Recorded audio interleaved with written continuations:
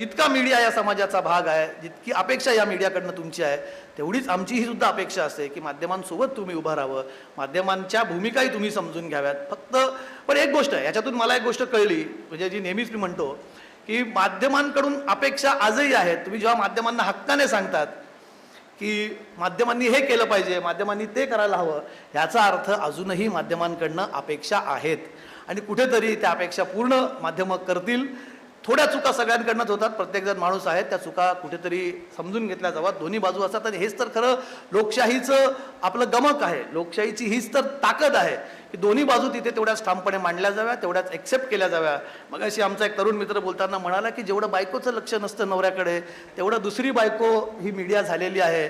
दुर्दैवाने मित्रवर्य, मीडिया दुसरी बायको हे मला थोडंसं खटकण्यासारखं आहे. कारण ठीक आहे, आजकाल तुमच्या कानावरती अनेक गोष्टी पडत असेल दुसऱ्या बायकोच्या, पण दुसरी बायको म्हणणं आपण कदाचित आईसारखं म्हणू शकतो. एवढं लक्ष आईचं मुलाकडे असतं की आपलं मूल धडपडू नये, मुलाने खाल्लं का, मुलगा चुकलं तर वेळीच त्याचे कान पिळणारी आई, हे माध्यम आहेत. आणि एक तर दुसरी बायको ही कॉन्सेप्टच पटत नाही. आपल्याला कायदाही अलाव करत नाही दुसरी बायको. ही कदाचित फॅन्टसी असेल, पण ही काही कॉन्सेप्ट असू शकत नाही कोणाची की दुसरी बायको म्हणून लक्ष ठेवणे.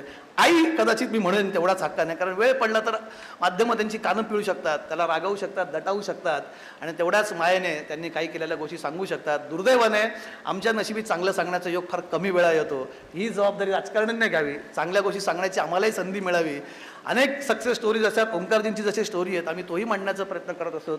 अनेक तरुण मुलांच्या खरं स्टोरी येतात, पण दुर्दैवाने त्याच्याकडे लोकांना फार लक्ष द्यायला वेळ नसतो. युवा हा राजकारणात का आला पाहिजे किंवा राजकारणात युवांनी का यावं? बाबा ठीक आहे, आपण म्हणतोय की बाबा सशक्त युवा सशक्त भारत, असं का?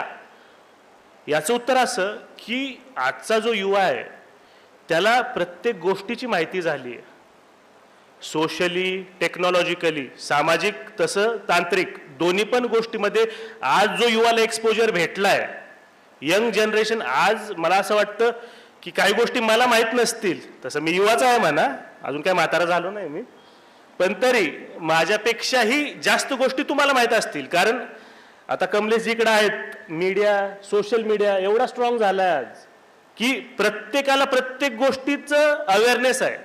आणि ही जी इन्फॉर्मेशन आहे, हा जो डेटा तुम्हाला रोज भेटतोय, ते तुम्हाला सशक्त करतं. ही गोष्ट तुम्हाला माहिती आहे, तुम्हाला आज जगाचा पण अभ्यास आहे. पूर्ण पृथ्वी तलावर चांगल्या पॉलिस्या कुठं बनतायत, वाईट कुठं घडतंय, चांगल्या गोष्टी कुठं घडतायत, भारताने कुठल्या दिशेने गेलं पाहिजे, या प्रत्येक गोष्टीवर तुमचं एक ठाम मत आहे, असू शकतं आणि असलंच पाहिजे. म्हणून युवाची गरज आहे राजकारणात. आणि जेव्हा हा युवा राजकारणात येईल तेव्हा राजकारणाचा स्कोप नक्कीच वाढेल. का? कारण आजच्या युवाला समाजाची जाणीव पण आहे. कारण आधी तरी गोष्ट बऱ्यापैकी सोप्या होत्या, बऱ्यापैकी इनइक्वालिटी जी म्हणतो ती कमी होती, पण आज बघतोय आपण इनइक्वालिटी भारतातच आणि प्रत्येक कोपऱ्यात कानाकोपऱ्यात इनइक्वालिटी खूप वाढली. आता इनइक्वालिटी म्हणजे काय? गरीब लोक खूपच गरीब झालेत, श्रीमंत खूपच श्रीमंत होत गेलेत. तो हा जो फरक आहे तो आज वाढत चाललाय. मग हा फरक कुठेतरी जेव्हा आपण मिटवायचा प्रयत्न करतो किंवा हातात घेतो, तेव्हा आपल्याला सशक्त युवाची गरज आहे. कारण त्यांच्याकडे इन्फॉर्मेशन आहे, त्यांना माहीत आहेत की गोष्टी कशा करू शकतो, गोष्टी कशा राबवू शकतो आणि गोष्टी कशा केल्या पाहिजेत.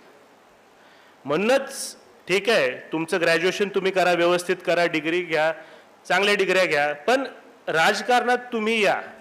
कारण तुमचं छोटंसं पाऊल पण खूप मोठा बदल घडवू शकतं.